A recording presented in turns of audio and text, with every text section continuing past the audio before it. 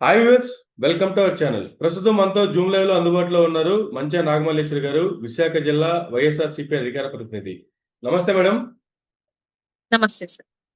Madam బాగున్నారా? బాగున్నాను sir, మీరు బాగున్నారా? సూపర్ అండి. మేడం, మ్మ్. రాష్ట్రంలో రకరకాల అంశాలు నడుస్తూ ఉన్నాయి. ఒకటి, మ్మ్. ఆట నాట అమెరికాకి సంబంధించి ప్రోగ్రామ్స్ అవుతూ ఉన్నాయి. దానికంటే ముందే చంద్రబాబు నాయుడు గారు అందరూ ఎమ్మెల్యేలని వాళ్ళ కార్యకర్తల్ని అందరినీ పిలిచి ఆయన ఒక ప్రోగ్రామ్ కండక్ట్ చేసి ఎవరెవరు ఎలా పనిచేయాలి, గడప గడపకి సంవత్సర కాలంలో ఏం చేశామో ప్రతి ఒక్కళ్ళు గడప గడపకి తీసుకెళ్ళాలి, ప్రతి ఒక్కరితో మాట్లాడాలి, ఎవరు మాట్లాడకపోయినా ఎవరు లేకపోయినా అంటూ కూడా ఆయన ఒక వార్డుతో ఫినిష్ చేశారు. నాట ఆట అంటూ అమెరికా పోతే ఇంక మీకు అంతే సంగతులు, మీ ఎమ్మెల్యే సీటు చినిగిపోయినట్టే, నెక్స్ట్ ఇంక మీరు ఎమ్మెల్యే క్యాండిడేట్ గా కూడా లేనట్టే అనేటువంటి కామెంట్ కూడా చేశారు. అయినప్పటికీ కూడా కొంతమంది ఆంధ్ర రాష్ట్రాన్ని వదిలేసి అమెరికాకి పోయినటువంటి పరిస్థితి. దాంట్లో ముఖ్యంగా మాట్లాడుకుంటే ఆంధ్రప్రదేశ్ రాష్ట్ర డిప్యూటీ స్పీకర్ గారు రఘురామకృష్ణరాజు గారు, ఆయన కూడా వెళ్ళారు. కొన్ని మీటింగుల్లో ఆయన మాట్లాడుతూ ఒక సభలో మరొక ప్రముఖ ఛానల్కి సంబంధించినటువంటి జర్నలిస్ట్ గారు వేసినటువంటి ప్రశ్నలకు సమాధానం చెప్తూ ఆయన ఒక్కరోజు మంత్రి పదవి ఎమ్మెల్యేలందరూ కలిసి కోరుకొని మాట్లాడుకొని నాకు రోజు పదవి ఇస్తే హోంమంత్రి పదవి తీసుకుంటాను, నా దగ్గర బ్లడ్ బుక్ ఉంది, ఆ బ్లడ్ బుక్ అమలు చేస్తాను అనేటువంటి కామెంట్ చేశారు. ఏంది అసలు ఈ కామెంట్లకి వైఎస్ఆర్సీపీ యొక్క వివరణ ఏంది అని అడిగితే ఏం చెప్తారు? అసలు ఈ కామెంట్లని వైసీపీ ఎలా చూస్తుందంటే ఏం చెప్తారు మేడం? వైసీపీ ఎలాగో తీసుకోవచ్చు సార్, ఎందుకంటే వీళ్ళు డిప్యూటీ సీఎం కు అదే హోమ్ కావాలి, డిప్యూటీ స్పీకర్ కి అదే హోమ్ కావాలి. ఉమ్. మేము వస్తే తేలుస్తాం, మేము వస్తే తాట తీస్తాం, మేము వస్తే ఇది చేస్తాం అంటే మరి ఉన్న ఆవిడతో చేయించుకోవచ్చుగా పనులన్నీ. ఉమ్. ఇప్పుడు ఆవిడకంటూ ఒక హోంమంత్రి పదవి ఇచ్చారు, ఓ దళిత మహిళకి పదవి ఇచ్చారు. ఉం? ఇచ్చినప్పుడు మరి ఆవిడ పొజిషన్ ఉన్నప్పుడు వాళ్ళు పనులు చేయించుకోవచ్చు కదా, లేకపోతే మీకు ఇచ్చినటువంటి మంత్రి శాఖకి న్యాయం చేసుకోవచ్చు కదండి. అదేదో సామెత ఉంటదిలేండి సార్, ఆ సామెత ప్రకారం ఉమ్. మనకి ఇచ్చింది మనం చేసుకోలేకపోతున్నాం కానీ పక్కోడి మీద ఏడుపులు అంటే వీళ్ళ కూటమిలోనే వీళ్ళ వీళ్ళ ఏడుపులు చూడండి ఎలా ఉన్నాయో ఒకసారి గమనించుకోవాలి. రెడ్ బుక్ ఉంది, మా కాడ బ్లడ్ బుక్ ఉంది అని అంటే మా కాడ బ్లూ బుక్ ఉంది. మా వైఎస్ఆర్సీపీ దగ్గర బ్లూ బుక్ ఉంది. ఉమ్. మీరు రాసినటువంటి మీ రెడ్ బుక్ రాజ్యాంగం కాదు, మాకు రాసినటువంటి అంబేద్కర్ గారు రాజ్యాంగమే వైఎస్ఆర్సీపీ అంతా పాటిస్తుంది.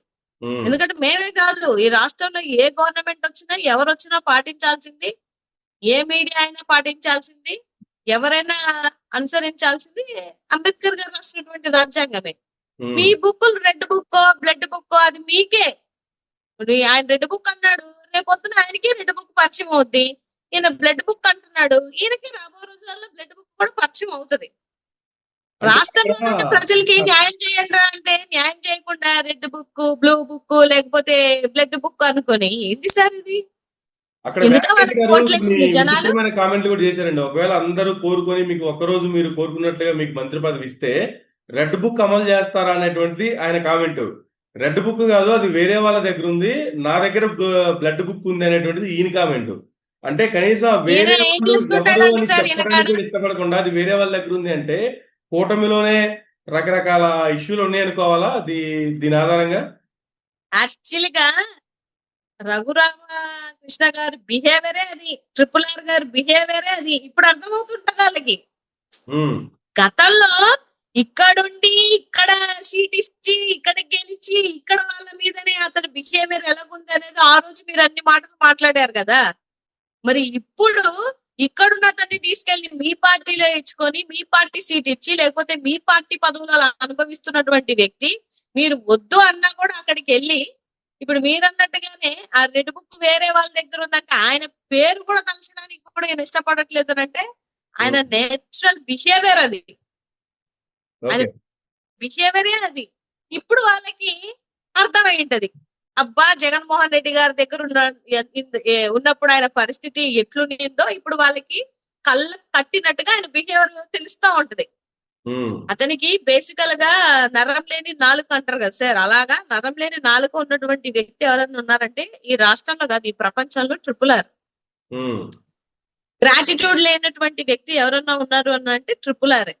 ఓకే. అతనికి అంబేద్కర్ గారి ఫ్లెక్సీలు చించుతాడు, అంబేద్కర్ గారి కోసం మాటలు మాట్లాడతాడు. మరి డిప్యూటీ స్పీకర్ పదవిలో ఎలా కూర్చోబెట్టారో అని నాకు అర్థం అవ్వదు కానీ, ఉమ్, సో ఇవాళ వాళ్ళ సీఎం, వాళ్ళ party national president Chandrababu Naidu గారు చెప్పిన మాట కూడా వినకుండా ఉమ్, ఎందుకు వెళ్ళినట్టు అతను? అది ఓకే. కూడా చెప్పాలి కదండి. ఉమ్, సో వీళ్ళకి ఎవ్వరికి సార్, నేను రాష్ట్రంలో ఉన్నటువంటి ప్రజలకి ఈయన రెడ్ బుక్ తెరిచాడా, ఈయన బ్లడ్ బుక్ తెరిచాడా అనేది అవసరమే లేదు. ఉమ్, రాష్ట్రంలో ఉన్నటువంటి ప్రజలకి ఏం కావాలి అని అంటే, చక్కనైన పరిపాలన ఉందా, చక్కనైన విద్య ఉందా, చక్కగా ఆహారం పెట్టగలుగుతున్నారా, లేకపోతే వాళ్ళకి కొనుగోలు శక్తి పెంచే కెపాసిటీ రాష్ట్రం తీసుకొస్తుందా లేదా, వాళ్ళకి ఎటువంటి ఇబ్బంది కలగకుండా వాళ్ళ బిడ్డలకి మంచి ఫ్యూచర్ ఇచ్చామా లేదా, ఇంతే కదా సార్. ఒక కూలికి వెళ్ళిన మనిషికి ఏం కావాలి? ఉమ్, రెడ్ బుక్, బ్లడ్ బుక్, ఇవే. మీకు పరిపాలన చేయడం చేత కాదన్న విషయం ఈ రాష్ట్రంలో ఉన్నటువంటి ప్రజలందరికీ మీరు వచ్చిన ఒక్క సంవత్సరంలోనే అర్థమైపోయింది. ఉమ్, మీరు అబ్జర్వ్ చేయండి, వాళ్ళలోనే వాళ్ళకి బోల్డ్ గొడవలండి. పవన్ కళ్యాణ్ గారు మొన్న ప్రెస్ మీట్ పెట్టి ఆయన ఏదో స్టేజ్ మీద మాట్లాడిన మాటలు కూడా ఇవే. మనం విడిపోకూడదు అంటే, నీకు చంద్రబాబు నాయుడు గారికి, లోకేష్ బాబు గారికి, లేకపోతే మోదీ గారికి కలిసి ఉంటే, మీ నలుగురికి కలిసి ఉంటే సరిపోద్దా? కాదు కదండి. పైగా ఆయన క్యాడర్ చెప్తున్నారు, ఉంది, మేము క్యాడర్ లో ఉన్నటువంటి మాట్లాడుకున్నాము నాయకులకి మేము ఏంటి సార్? మాట్లాడుకున్నాము 15 నుంచి 20 ఏళ్ళు అధికారంలో ఉండాలి అని మేము మాట్లాడుకున్నాము. ఎందుకు మాట్లాడుకున్నామంటే కంటిన్యూగా ఒకే గవర్నమెంట్ ఉంటేనే రాష్ట్రం అభివృద్ధి చెందుతూ ఉంటుందంట. కాబట్టి వీళ్ళు ముందే మాట్లాడుకున్నారట 20 ఏళ్ళు అధికారంలో ఉండి. వాళ్ళు చెప్తారు సార్, కానీ పాటించారు సార్. ఆయన మాటలన్నీ నాకు తెలిసి, నేను పవన్ కళ్యాణ్ గారి కోసం, ఆయన కోసం నేను మాట్లాడడానికి కూడా ఇష్టపడను. ఎందుకంటే మనం అసలు ఆయన టార్గెట్ చేయాల్సినటువంటి అవసరం లేదు. వాళ్ళ ఉమ్, ఓటింగ్ శాతం ఎంత, వాళ్ళ ఓటింగ్ పర్సంటేజ్ ఎంత, మనకి ఈ రాష్ట్రంలో ధీటుగా ఉన్నవి రెండు పార్టీలు. 40% ఓట్ షేరింగ్ ఉన్న పార్టీలు రెండు. అది ఉమ్, ఒకటి వైఎస్ఆర్సీపీ, 2 టీడీపీ. ఉమ్, మన ప్రతిపక్షం ఎవరన్నా అంటే సమ ఉద్యోగాలను ఎంచుకుంటాం తప్పితే 6%, 5%, 2% ఉన్న వాళ్ళతోటి మనం ఎందుకు ఢీ కొరాలి? మనం ఉమ్, ఎందుకు అతని కోసం మాట్లాడాలి? నిజే ఆఫ్టర్ ఆల్ డిప్యూటీ సీఎం, అంతేనండి. అంతే కదా, అందరికీ పదవులు ఇచ్చారు. జగన్మోహన్ రెడ్డి గారు అయితే 2 మందికి ఇచ్చారు డిప్యూటీ సీఎం పదవులు. yes, ma'am. వాళ్ళకి ఎలాగిచ్చారో అలాగే ఒక పదవి ఆయనకు ఉంది. వాళ్ళకి సపరేట్ ప్రోటోకాల్ వేసేదంతా ఏం లేదు సిస్టమ్. ఉమ్, ఎప్పుడు అసలు డిప్యూటీ సీఎం పదవి అనేది రాజ్యాంగబద్ధంగా లేనటువంటి పదవి. దానికోసం మనం హైప్ క్రియేట్ చేసి ఆయన కోసం మనం డిస్కస్ చేయాల్సినటువంటి అవసరం ఏముందండి? ఉమ్, ఏముంది చెప్పండి? పోనీ ఆయన గత ఎలక్షన్ లో ఆయన నోటి ద్వారా ఏం చెప్తున్నాడు? 2014కి ముందేమో అంత ఒకలా మాట్లాడతాడు, వాళ్ళని టీడీపీలను తిడతాడు.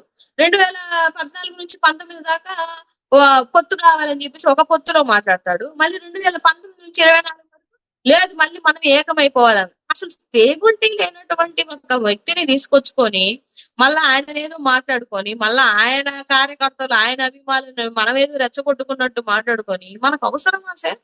ఉమ్, ఆయన ఒప్పుకుంటున్నారు కదా, నాకు పోరాడే శక్తి ఉంది కానీ ఏలుకునే శక్తి నాకు లేదు, నేను అంత అడ్మినిస్ట్రేటర్ని కాదు, నేను ఒక ముఖ్యమంత్రిని కాలేను, నేను ఆర్గనైజ్డ్ గా ఉండలేననే కదా దాని అర్థం. ఉమ్, పరిపాలన ఏమంటారు, పరిపాలించేటువంటి కెపాసిటీ నాకు లేదు, నాకు అంత ఎక్స్పీరియన్స్ లేదు అని ఒక నాయకుడు చెప్తున్నాడు అంటే అర్థం ఏంటి సార్? ఈ లెక్కన జగన్మోహన్ రెడ్డి గారికి కాళ్ళకి దండం పెట్టి నీళ్ళతో కడిగి నెత్తి మీద జలుకోవాలి. ఉమ్, మరి ఆయన ఎప్పుడైనా జగన్మోహన్ రెడ్డి గారి నోట్లో నుంచి నేను సింగిల్ గా వచ్చాను, కొత్తగా వచ్చినటువంటి సీఎం ని, నాకు ఏమంటారు ఎక్స్పీరియన్స్ ఉన్నటువంటి లోపాలు ఉన్నాయి, లేకపోతే నేను ఆర్గనైజ్ చేయలేను, లేకపోతే నేను రాష్ట్రాన్ని ముందుకు తీసుకెళ్ళలేను, ఇలాంటివి ఎప్పుడు ఆయన నోట్లో నుంచి రాలేదు కదండి. yes, ma'am. ప్రజల్లో ఆలోచించాల్సినటువంటి విషయం ఏంటంటే, నేను నాయకుడిని అవుతాను, నేను మీకు అండగా ఉంటాను, నా కింద ఉన్నటువంటి క్యాడర్ కి నేను అండగా ఉంటాను, రాష్ట్ర ప్రజలకి న్యాయం చేయగలుగుతాను అన్న చెప్పినటువంటి లీడర్షిప్ లో ఉన్నటువంటి నాయకత్వం కావాలి, అలాంటి నాయకుడు కావాలి తప్ప ఇదేంటండి, ఇదేం పద్ధతి? నాకు అర్థం కాదు. ఈ పాయింట్ చిన్న లాజిక్ కదా, ఇది జనాలకి అర్థం అవ్వట్లేదా? లేకపోతే అర్థమైనా కూడా సరే గుంపులో గోవిందలాగా వెళ్ళిపోతున్నారా అనేది కూడా నాకు పర్సనల్ గా అర్థం అవ్వట్లా. కానీ ఆయనకి ప్రోటోకాల్ పరంగా చూసుకున్నా కూడా సీఎం గారితో సమానంగా ఆయన హైదరాబాద్ లో నివాసం ఉంటున్నారు. ప్రోగ్రామ్ కి రావాలంటే హైదరాబాద్ బేగంపేట ఎయిర్పోర్ట్ నుంచి గన్నవరం ఎయిర్పోర్ట్ కి స్పెషల్ ఫ్లైట్, అక్కడ నుంచి మరలా వాళ్ళ మంగళగిరి పార్టీ కార్యాలయానికి వెళ్ళడానికి హెలికాప్టర్, అక్కడ నుంచి మరలా ఎక్కడ ప్రోగ్రామ్కి అయితే వెళ్ళాలో అక్కడికి మరలా స్పెషల్ హెలికాప్టర్లో వెళ్తున్నారు. సాయంత్రానికి మరలా పనులన్నీ ముగించుకొని మళ్ళీ అవే స్పెషల్ హెలికాప్టర్స్ స్పెషల్ ఎవరి సొమ్ము సార్ హైదరాబాద్ అదంతా? వెళ్తున్నారు. కాదండి, ఎవరి సొమ్ము అది? మీ పాకెట్ లో సొమ్మా ఏమన్నా? మీ ఉమ్, పాకెట్ లో కాదు కదా, ప్రజల సొమ్ము అదంతా. గతంలో జగన్మోహన్ రెడ్డి గారు రాష్ట్రం పరిపాలించినప్పుడు చిన్న కిలోమీటర్ల నుంచి లేకపోతే అక్కడికి వెళ్ళారు ఇక్కడికి వెళ్ళారు ఇక్కడికి వెళ్ళారు అని నిందలేశారు కదా. ఈ కూటమి ప్రభుత్వం వాళ్ళే కదా నిందలేశారు. ఇవాళ పెదబాబు గారు, చిన్నబాబు గారు తిరుగుతుంటే ఆఖరికి డిప్యూటీ సీఎం తిరుగుతుంటే ఏం జరుగుతుంది సార్ రాష్ట్రంలో? ఆ రోజు మీరు మాట్లాడితే ఒక్కొక్కరు చేస్తే ఏడు మూడు మూడు మూడు ఖర్చులు పెడుతున్నారు. ఫ్లైట్లకి 200 కోట్లు విడి చేస్తున్నారు. ఎక్కడి నుంచి వస్తున్నాయి? అడిగితేనేమో సంపద సృష్టిలో మా కాడ డబ్బులు లేవు, ఖజానాలో డబ్బులు లేవు, మేమేమి ఇవ్వలేకపోతున్నాం, మేమేం చేయలేకపోతున్నాం అని మాట్లాడుతున్నటువంటి మీరు మరి ఎలాగా ఇన్ని డబ్బులు వస్తున్నాయి మీకు? మీ పాకెట్ లో నుంచి ఏమైనా తీస్తున్నారా? అవన్నీ మళ్ళీ ఎవరి మీద పడాలి? రాష్ట్ర ప్రజల మీదే కదా ఈ భారం అంతా. అంతే కదా. ఈ భారం అంతా ఎవరి మీద పడుతుంది సార్? తీర్చాల్సింది ఎవరు? మళ్ళీ రాష్ట్ర ప్రజలే తీర్చాలి. ఏదో వీళ్ళ సొంత పాకెట్ల నుంచి తీసి మాట్లాడినట్టు మాట్లాడతారు ఏంటండి? ప్రజల డబ్బు, ప్రజలు పన్ను రూపాయల ద్వారా వచ్చినటువంటి డబ్బులే మీరు ప్రజల మీద ఖర్చు పెట్టాలి. తీసుకెళ్లి మీ పాకెట్ లోనో లేకపోతే మీ ఒక వర్గానికి సంబంధించిన నాయకులందరినీ సాటిస్ఫై చేసుకోవడానికి కాదు మీకు అన్ని సీట్లు ఇచ్చి మిమ్మల్ని కూర్చోబెట్టింది. సో డెఫినెట్ గా రాష్ట్రంలో ఉన్నటువంటి ప్రజలు కూడా గమనించాల్సినటువంటి ఆవశ్యకత ఉంది సార్. వీళ్ళకి ఇచ్చినటువంటి మంత్రి శాఖలో సార్ ఇవాళ ఎడ్యుకేషన్ మినిస్టర్ ఉన్నారు, వాళ్ళ మొన్న హోమ్ మినిస్టరే కదా వెళ్ళి ఫుడ్ బాగాలేదని చెప్పింది ఆవిడ. చెప్పారా లేదా అండి? ఉమ్, బొద్దింక కాదు హెయిర్ అంటుంది. పోనీ అదే వెంట్రుక అనుకో తల్లి, వెంట్రుక పడినా బొద్దింక పడినా జర్రు వచ్చినా, మన కాళహస్తిలో జర్రు వచ్చింది, yes ma'am. ఇప్పుడు దాన్ని ఏం కవర్ చేస్తారు అంటే ఏంటి అర్థం? మీ పరిపాలన బాలేదు, నాసి రకమైనటువంటి ఫుడ్ మీరు పెడుతున్నారు. ఆవిడ అరిసేస్తుంది. ఎవరి మీద అరుస్తున్నావు? మీ లోకేష్ బాబు మీద, మీ లోకేష్ బాబు మినిస్ట్రీ మీద నువ్వు అరుస్తున్నావు. బాలేదు పరిపాలన అంటే ఎవరికి చెప్తున్నావు? జగన్మోహన్ కానీ రెడ్డి గారు హయాంలో ఉన్నారు అనుకుంటున్నారా? కానీ అదే హోమ్ మినిస్టర్ గారు మరలా ప్రెస్ మీట్ పెట్టి ఏం మాట్లాడుతున్నారు, ఏం చేస్తున్నారు, ఏమైనా తలకాయ ఉందా, అడ్డం ఉందా అని చెప్పి ఆ తమ్నైల్స్ చదువుతూ మరలా ఆవిడ ఇంకో ప్రెస్ మీట్ పెట్టి మరి ఆ వైసీపీ నెయ్యి పారేస్తున్నారు కదా. తలకాయ లేనిది ఎవరికనేది ఆవిడకి అర్థం అవ్వాలండి. ఇప్పుడు తెచ్చి చూపించావు కదా నువ్వు, జూమ్ చేసి చూడమనండి అందరినీ. పోనీ అది బొద్దింకే కాదు, ఆవిడ లెక్క ప్రకారం ఎంత వెంట్రుక పడింది. కొన్ని వెంట్రుక పడ్డ ఫుడ్ మీరు తినగలుగుతారా సార్? మీ బిడ్డకు పెట్టగలుగుతారా? ఈ సోకాళ్ళు మాట్లాడుతున్నటువంటి మంత్రుల పిల్లలకి వెంట్రుకలు బొద్దింకలు పడ్డ ఫుడ్ పెడతారా? మరి కాళహస్తిలో జర్రి పడింది, మరి దాన్ని ఏమంటారు? జర్రి పడి పిల్లల అవస్థ గురి అయితే అక్కడ మళ్ళా బయటికి పొక్కితే ప్రాబ్లం అవుతుందని చెప్పేసి డాక్టర్లను అక్కడ పెట్టి ట్రీట్మెంట్లు ఇచ్చారు. Yes ma'am. మీరు సంపద సృష్టి అని ఏమన్నని హై టెక్నాలజీ ఈ టెక్నాలజీ అని చెప్పేసి మీరు మాట్లాడటం కాదండి. సామాన్య ప్రజల యొక్క బిడ్డలకి ఫుడ్ కూడా పెట్టలేకపోతుంటే ఏం టెక్నాలజీ సార్ వీళ్ళు చేసేది? నాకు అర్థం కాదు. ఇది అడిగితే తప్ప సార్? ఫుడ్ పిల్లలకి చక్కగా పెట్టలేకపోతున్నాం అంటే ఇది తప్ప? కొన్ని మేము వెళ్ళలేదు కదా ఎంక్వైరీకి, మీ హోంమంత్రి కదా ఎంక్వైరీకి వెళ్ళింది. నాసిరకమైనటువంటి ఫుడ్ పెడుతున్నారు, గ్రౌండ్ రివాలిటీలో ఏం జరగట్లేదు. మీకు ఇట్లా కాదు, ఒక్కొక్కరిని తీసేస్తే మీ జాబ్ నుంచి తీసి సస్పెండ్ చేస్తే మీకు తెలుస్తుంది అని చెప్పి మాట్లాడారు కదా. ఎవరు గవర్నమెంట్ అంటుంది ఆవిడ? ఆ క్లారిటీ అన్న ఆవిడకు ఉందా? మీ గవర్నమెంటే, మీ లోకేష్ బాబు మినిస్ట్రీ ఇదంతా. ఇది ఎట్లుంటదంటే సార్, నీ మినిస్ట్రీలో నువ్వు న్యాయం చేయలేవు, పోయి పక్క మినిస్ట్రీలో ఏమన్నా చేయగలుగుతారంటే అక్కడ న్యాయం చేయలేరు. వాళ్ళు మేము చెప్తుంది ఏమన్నా అబద్ధం అంటే మీరు ఎంక్వైరీలకు వెళ్తేనే తెలుస్తుంది ఎవరు తిన్నారు అంటే. నువ్వు తిన్నదే కదా, నువ్వు తిన్న వీడియోనే మీ ఏబిఎన్ లోను అక్కడను ఎన్టీవీలోను టీవీ5 లోను అన్నిట్లో వచ్చాయి కదా. సాక్షిలో ఒక చోట రాలేదు కదా, అన్ని చోట్ల వచ్చాయి కదా. అసలు నేషనల్ హ్యూమన్ రైట్స్ ఈ స్టేట్ కి ఒక నోటీస్ ఇచ్చిందండి. ఏమని తెలుసా? ఎప్పుడూ లేని విధంగా ఈ రాష్ట్రంలో ఎందుకు ఇన్ని ఫుడ్ పాయిజన్లు అవుతున్నాయి అని చెప్పేసి దానికి మీరు ఎట్టి పరిస్థితుల్లో ఎక్స్ప్లెనేషన్ ఇవ్వాలని చెప్పేసి ఈ స్టేట్ కి లెటర్లు రాశారు. అది తెలుసా పోనీ వీళ్ళకి? ఆ లెటర్లకి సమాధానం చెప్పరు, హైకోర్టులకి సమాధానం చెప్పరు, సుప్రీంకోర్టులు ఎన్ని ముట్టికాయలు వేసినా కూడా వీళ్ళకి బుర్రకి ఎక్కదు. అంటా కదా, దున్నపోత మీద వాన కూర్చున్నట్టే వీళ్ళందరికీ. నిన్న ఏమంటారు, జడ్జి ఆయన చెప్పుకుంటుంటే నవ్వు వస్తుంది. మరి నవ్వాలనో లేదో కూడా నాకు అర్థం కావట్లా. నన్ను ట్రోల్ చేశారని చెప్పుకుంటున్నాడు ఆయన. శ్రీనివాసరెడ్డి గారు. అవును సార్, నన్ను ట్రోల్ చేశారు, నేను ఇచ్చినటువంటి ఒక స్టేట్మెంట్ విషయంలో నన్ను ట్రోల్ చేశారని చెప్పేసి ఆయన చెప్పుకుంటున్నాడు అంటే, జడ్జి పరిస్థితి అలా ఉందంటే ఇంకా సామాన్య కార్యకర్తల పరిస్థితి ఎంత ఘోరంగా ఉందో ఆలోచించాలి కదా సార్. Yes ma'am. ఆలోచించాలా లేదా మీరు చెప్పండి. అంతే కదా. ఆ? ఏం సార్, ఐఏఎస్లు ఐపీఎస్లు వాలంటరీ రిక్రూట్మెంట్ తీసుకుంటున్నారు సార్. ఏం జరుగుతుంది రాష్ట్రాల్లో? ఏం జరుగుతుందండి? ఒక ఐఏఎస్ ఒక ఐపీఎస్ అవ్వాలంటే ఎంత కష్టం తెలుసా మనకి? ఎస్ ఆ మ్యామ్. కష్టము ఆ పెయిన్ ఎలా ఉంటది? ఇవాళ మీ మీ శాడిస్ట్ పరిపాలనలో వాళ్ళు ఉండలేక ఏగలేక వాలంటరీ రిక్రూట్మెంట్లు తీసుకుంటున్నటువంటి పరిస్థితి. ఐఏఎస్ ని అరెస్ట్ చేస్తుండ్రి, ఐపీఎస్ ని అరెస్ట్ చేస్తుండ్రి, మీడియా జర్నలిస్టులని అరెస్ట్ చేస్తుండ్రి, సామాన్య కార్యకర్తలను అరెస్ట్ చేస్తుండ్రి. ఏంది సార్? ఎందుకని మీరు వచ్చింది?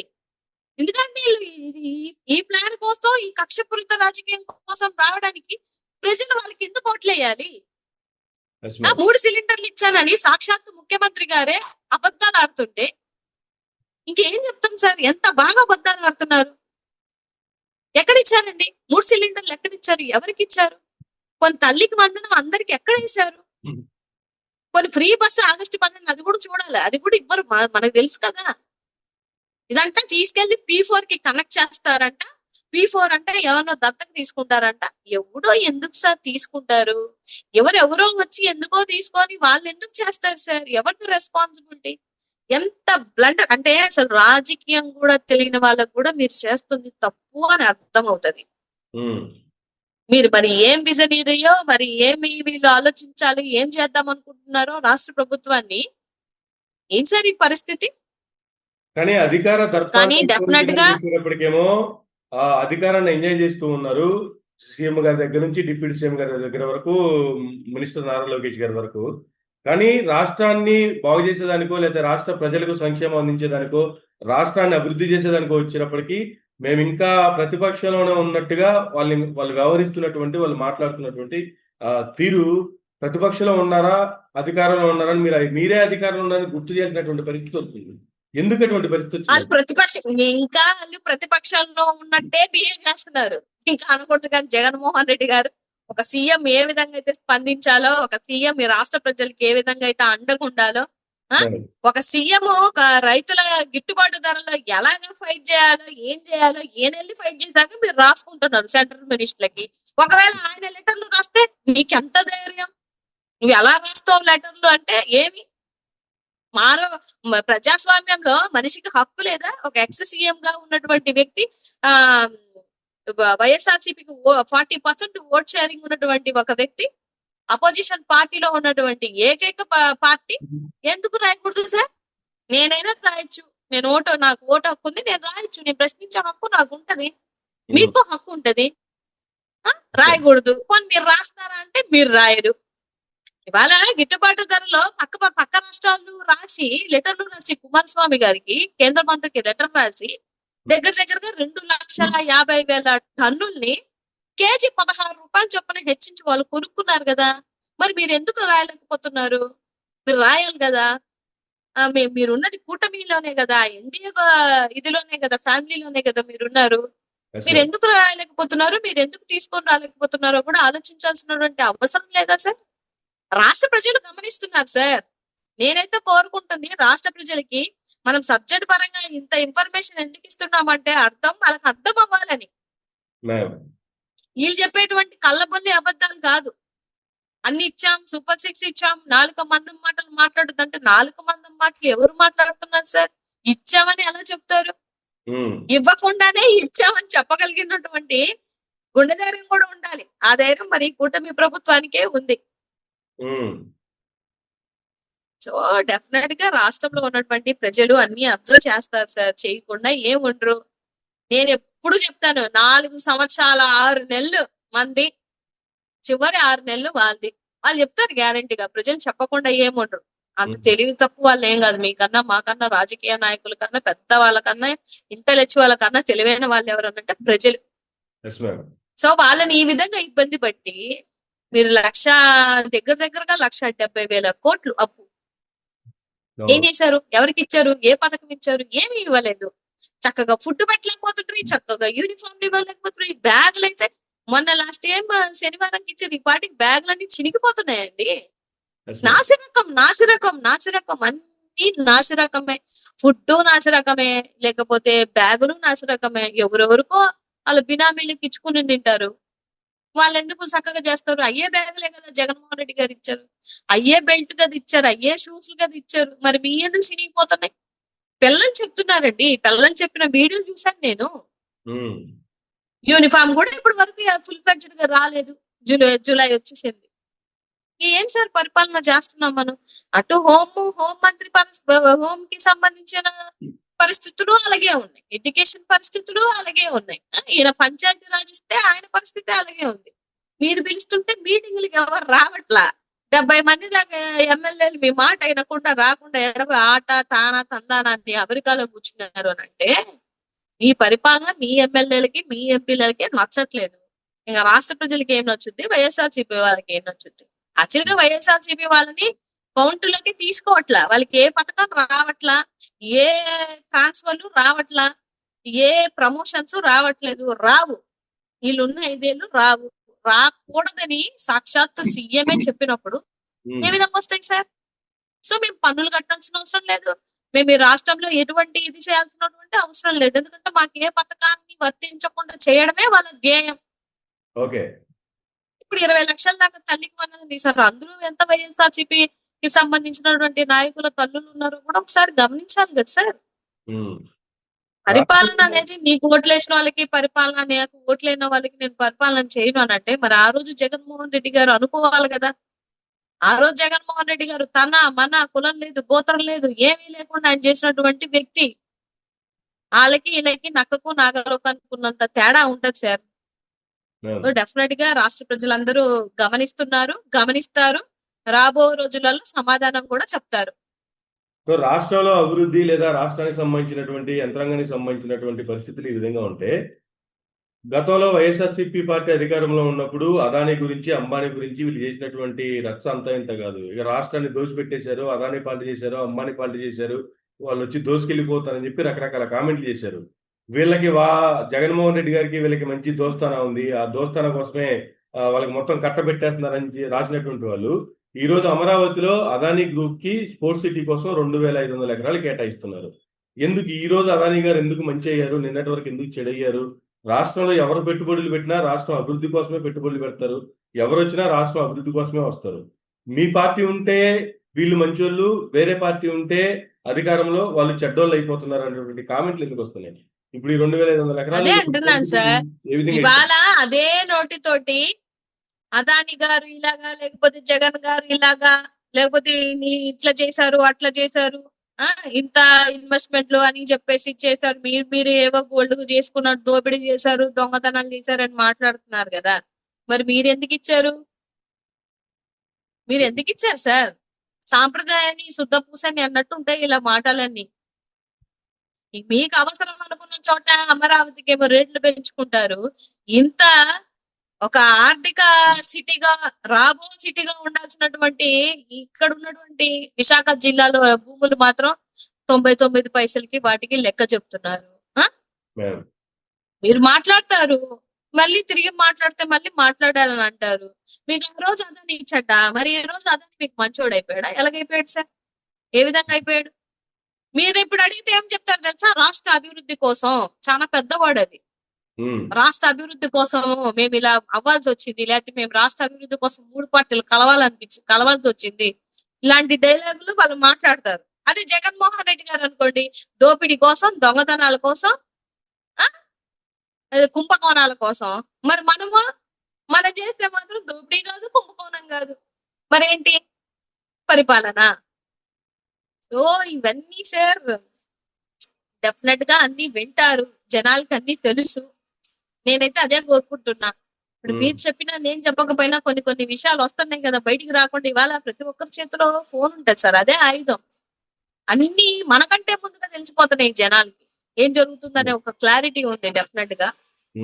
ఒకటి నేనేం కోరుకుంటానంటే సార్, చాలా న్యూట్రల్ గా నేను ఎప్పుడు ఒక మాట చెప్తాను ఏంటంటే, ఈ పార్టీ ఆ పార్టీ కాదు. సరే వచ్చారు కదా, మీరు ఎన్నో బ్లేమ్స్ చేసుకొని జగన్మోహన్ రెడ్డి గారి మీద ఎన్నో మాటలు చెప్పి ఎన్నో అబద్ధపూరితమైనటువంటి హామీలు ఇచ్చి మీరు వచ్చారు. మీకు ఇచ్చారు, జనాలు నమ్మారో, ఈవీఎంలు వేశారో, whatever it may be, మీరు వచ్చారు. వచ్చిన తర్వాత ఈ సంవత్సర కాలంలో మీరు ఏం చేశారు ఎస్ మేడం. సార్? ఈ వంశీగారిని అరెస్ట్ చేశారు, లేకపోతే కొడాలి నాని అరెస్ట్ చేశారు, లేకపోతే ఇంకొకరిని అరెస్ట్ చేశారు, లేకపోతే కొమ్మినేని గారిని అరెస్ట్ చేశారు. ఇవన్నీ రాష్ట్ర ప్రజలకి అవసరం లేదు సార్. ఇది మీ కక్షపూరితమైనటువంటి రాజకీయం చేసుకోవడానికి మీరు అందరిని అరెస్ట్ చేస్తున్నారు. సామాన్య ప్రజలకి, ఓటేసిన ప్రజానికానికి ఇదైతే అవసరం లేదు సార్. అంతే మీరు ఏం చేశారు అన్నదే వాళ్ళు చూసుకుంటారు. సంక్షేమాన్ని రోడ్డుకు వదిలేసి, అభివృద్ధిని రోడ్డుకు వదిలేసి, నువ్వు అంటే రాజకీయం చేసుకొని, నువ్వు అంటే అందరిని అరెస్టులు చేసుకొని, హైకోర్టు చెప్పినా లెక్కలేదు, సుప్రీంకోర్టు చెప్పినా లెక్కలేదు, ఆఖరికి జడ్జిలు కూడా నెత్తి నోరు మొత్తుకుంటున్నారు. మీరు చేస్తున్నటువంటి కండిషన్స్ పెట్టింది కదా ఇవాళ జడ్జిలకి కూడా. Yes madam. ఇలాంటి కండిషన్స్ తో మాత్రమే మీరు ఒకవేళ ఇలాంటి కేసులు వస్తే చూడాల్సినటువంటి అవసరం మీకుంది. అంతే తప్ప మీరు ఏ విధంగా యాక్షన్స్ తీసుకోవాల్సినటువంటి ఇది లేదు. డిఎస్పీకి పర్మిషన్స్ తీసుకోండి. ఇన్ని రూల్స్ పెట్టింది కదా సార్, ఏమన్నా పాటిస్తారా? పాటించేటువంటి మనస్తత్వాలు అక్కడ ఎక్కడన్నా ఎవరికన్నా ఉన్నాయా? లేదు. ఓన్లీ అరెస్టులు అరెస్టులు అరెస్టులు చేసుకోమనండి. ఏ అరెస్టులకి ఎవరు భయపడేది అయితే ఏం లేదు సార్. వైఎస్ఆర్సీపీ క్యాడర్ అయితే అస్సలు భయపడదు. ఎంతో మందిని అరెస్ట్ చేసుకుంటున్నారు, వస్తున్నారు, పోతున్నారు. మళ్ళీ యథా రాజా తదా ప్రజ అన్నట్టు మళ్ళీ జనాల కోసం అండగా ఉంటున్నాం. మా రాజు ఏ విధంగా చెప్పి మా రాజు ఎవరికి అండగా ఉంటున్నారు, మేము అంతే అండుకుంటాం. మీ పరిపాలన, మీ రాజు, మీ ప్రజలు ఎట్లా ఉన్నారు, మీ ఆలోచన విధాలు ఎట్లున్నాయి అనేది రాష్ట్రంలో ఉన్నటువంటి కూటమి ప్రభుత్వంలో ఉన్నటువంటి ఎమ్మెల్యేలకే అర్థమవుతుంది. ఇంకా ప్రజలకు అవుదా సార్? డెఫినెట్ గా ఏదో మనం నేను కూడా ఏంటంటే సార్, ఇంత ఎక్స్పీరియన్స్, ఇంత విజనరీ, అమ్మో ఇలాంటి వ్యక్తి మళ్ళీ వచ్చాడంటే బెటర్ గా జగన్మోహన్ రెడ్డి గారి కన్నా ఎక్కువ చేస్తారేమో అనుకున్నాను. కానీ వచ్చి ఆయన పథకాలకి కాపీ క్యాట్స్ లాగా ఆయన పథకాలకి పేర్లు మార్చుకొని ఇవాళ నాకైతే ఒక ఇండివిజువల్ పర్సన్ గా, ఒక యంగ్ జనరేషన్ లో వచ్చినటువంటి లీడర్ గా నాకేమనిపిస్తుందంటే, ఇన్ని పార్టీలు ఏకమైనా కూడా, ఇన్ని పార్టీలు ఇంత ప్రెజర్ ఇచ్చినా కూడా, ఆయన ఇన్ని ఇబ్బందులు పెట్టినా, ఫ్యామిలీ దూరం అయిపోయినా, ఇంకోటి చేసినా ఆయన నిలబడినటువంటి గుండె ధైర్యం ముందు చూశారు సార్.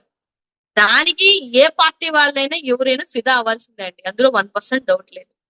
కొత్తగా సీఎం చేసినా కూడా 5 సంవత్సరాలు ఉండి 2 సంవత్సరాలు కరోనా పోయినా 3 సంవత్సరాల్లో ఆయన తీసుకొచ్చినటువంటి రైతు భరోసా కేంద్రాలు కానీ, నాడు నేడు చేసినటువంటి విషయాలు కానీ, లేకపోతే ఉద్దానం విషయంలో కానీ, గవర్నమెంట్ హాస్పిటల్ కానీ, గవర్నమెంట్ కాలేజ్, మెడికల్ కాలేజీలు కానీ, లేకపోతే పోర్ట్లు కానీ, ఇంత చేసి వెళ్తే ఏది 3 సంవత్సరాల్లోనే మీరు ఆయన చేసినటువంటి శంకుస్థాపన చేసుకోవడానికి తిరిగి మళ్ళీ శంకుస్థాపన, ఆయన చేసినటువంటి పథకాలకు మళ్ళీ తిరిగి పథకాలు పెట్టుకుంటే ఇంకెక్కడ విజనరీ సార్, ఇంకెక్కడ ఎక్స్పీరియన్స్?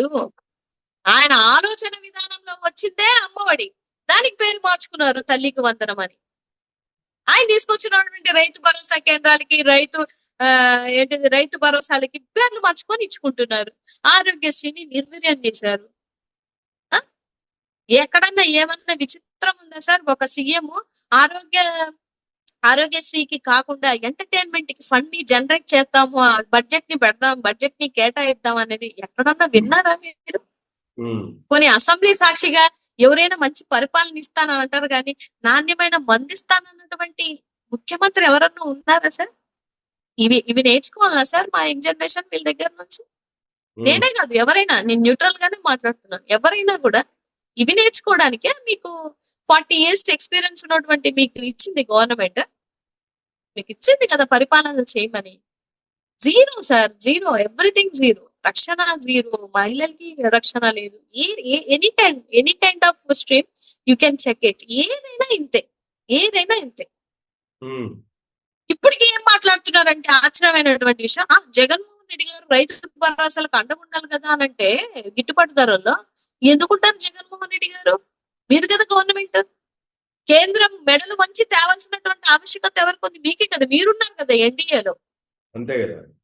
అయినా కూడా ప్రతిపక్షంలో ఉన్నా కూడా 11 సీట్లు ఇచ్చినా కూడా జనాల పక్షాన, రైతుల పక్షాన, మహిళల పక్షాన, మీరు అన్యాయం చేసి చంపేస్తున్న నాయకుల పక్షాన ఇవాళ పోరాడుతున్నటువంటి వ్యక్తి ఎవరన్నా ఉన్నారు అని అంటే జగన్మోహన్ రెడ్డి గారు సార్. ఆయన పోరాడాల్సిన అవసరం ఏముంది సార్? వీళ్ళు గతంలో 3 సంవత్సరాల తర్వాత వచ్చారు వీళ్ళంతా. ఉమ్, మీరు అబ్జర్వ్ చేస్తే కార్పొరేషన్ ఎలక్షన్ లో కూడా క్యాండిడేట్లు నిలబెట్టుకోవడానికి లేదు. ఇంకా మాట్లాడితే అసలు ఎమ్మెల్యే క్యాండిడేట్లను కూడా మొన్న ఎప్పుడో లేట్ గా ఇంకా దగ్గర 2 months ఉండగా పెట్టుకున్నారు, ఒక్కొక్కరిని అనౌన్స్ చేసుకున్నారు. మరి ఆ దేవుడికే తెలియాలి మీరు ఎట్ట గెలిచారు ఏంటి అని అనేది. కాకపోతే నేనేం చెప్తున్నాను అని అంటే ఇది రాజ్యాంగబద్ధమైనటువంటి పరిపాలన అయితే కాదు. ఇది ఉమ్, ప్రజలకు అర్థం అయిపోయింది. మీరు ప్రజల కోసం పోరాడడానికో, ప్రజల కోసం లేకపోతే వాళ్ళకి భరోసా ఇవ్వడానికో, వాళ్ళని ఈ రాష్ట్రాన్ని అభివృద్ధి చేయడానికి అయితే మీరు రాలేదు. ఉమ్, మీరు ఒక ఒక ఒక వర్గం సంచులు నింపుకోవడానికి, లేకపోతే మీ బినామీల పాకెట్లు నింపుకోవడానికి. ఏం సార్, ఇసుక మీద దందా, ఆఖరికి చికెన్ షాపుల దగ్గర దందా. ఆ? నీ నీ నీ నీ పొలం కా నుంచి నువ్వు వెళ్ళాలన్నా, నీళ్లు పట్టుకోవాలన్నా దందా. లేకపోతే ఈ బెల్ట్ షాపుల కా నుంచి ఒక్కొక్క బెల్ట్ షాపుకి ఇంత ఇవ్వాలని ఇది దందా. మీరు చెక్ చేయండి సార్, నియోజకవర్గాలలోకి వెళ్ళి ఇవే జరుగుతున్నాయి.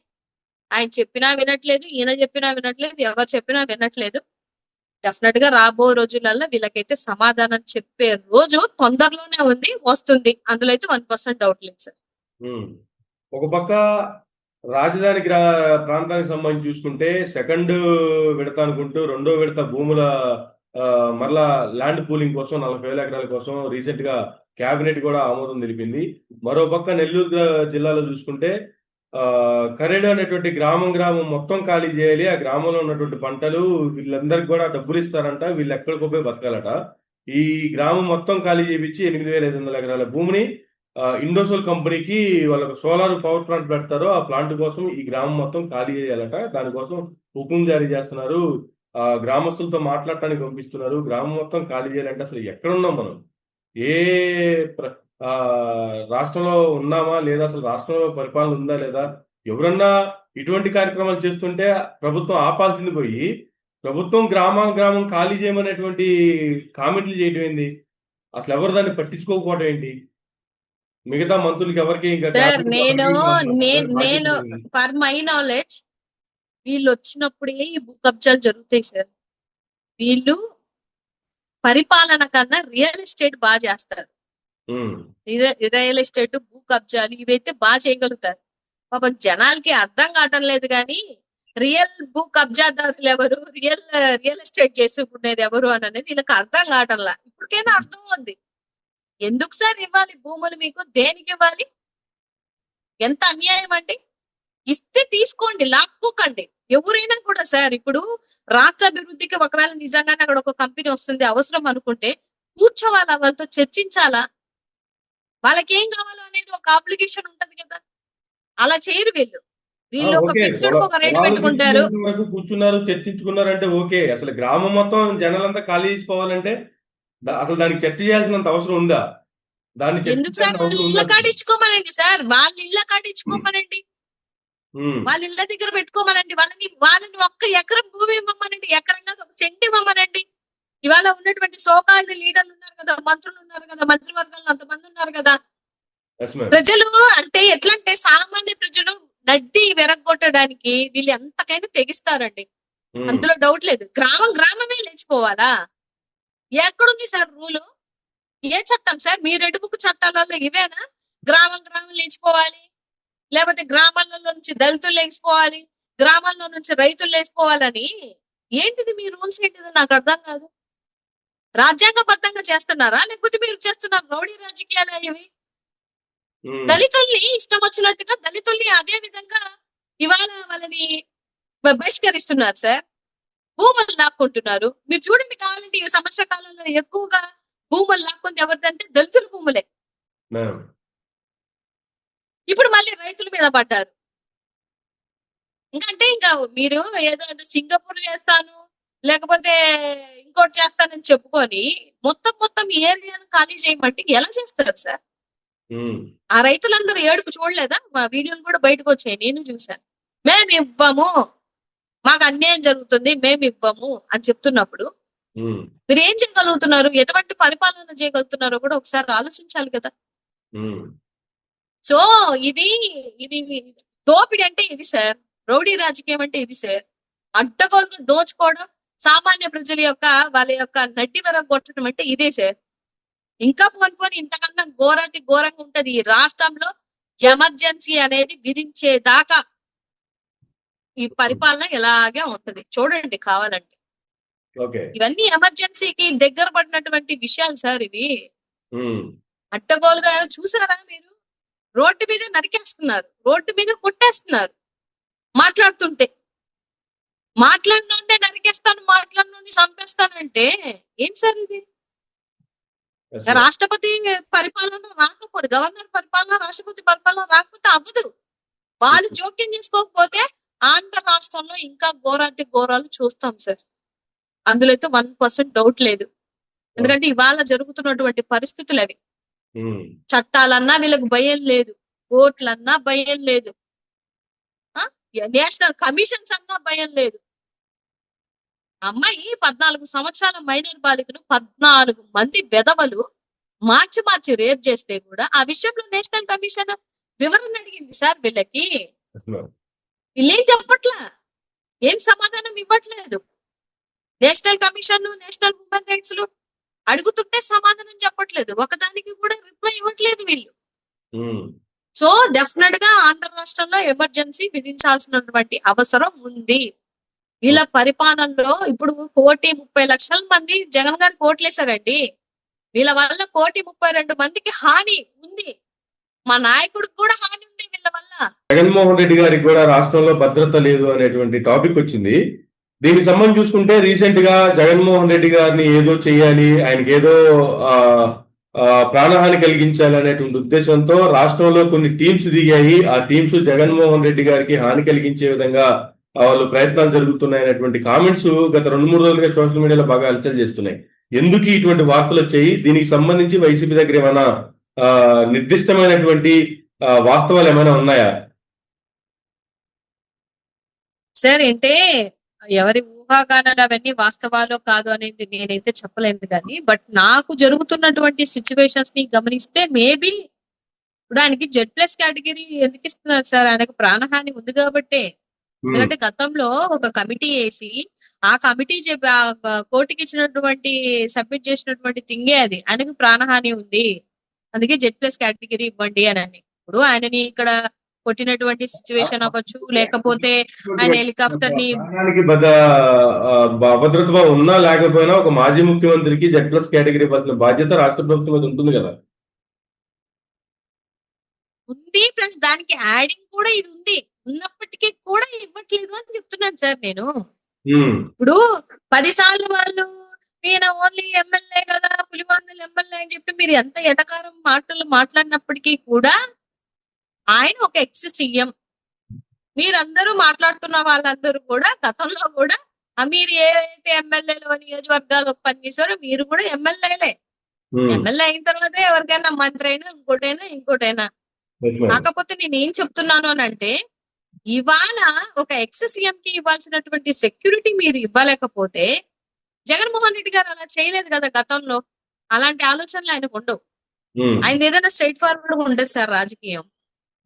అలాంటి వాళ్ళ రాజకీయాన్ని మేమే కాదు ఎవరైనా కూడా ఇష్టపడడానికి అనుకూలమైనటువంటి పరిస్థితులు ఉంటాయి తప్పితే, వెన్నుపోటు పొడిచి వెనకాతల నుంచి పోగు చేసి ఇలాంటి మనస్తత్వాలు కూటమి ప్రభుత్వానికి ఉంటాయి. అందులో ఎస్పెషల్లీ చెప్పాలంటే టీడీపీకి దీంట్లో అయితే విపరీతమైనటువంటి ప్రావీణ్యం ఉంటది.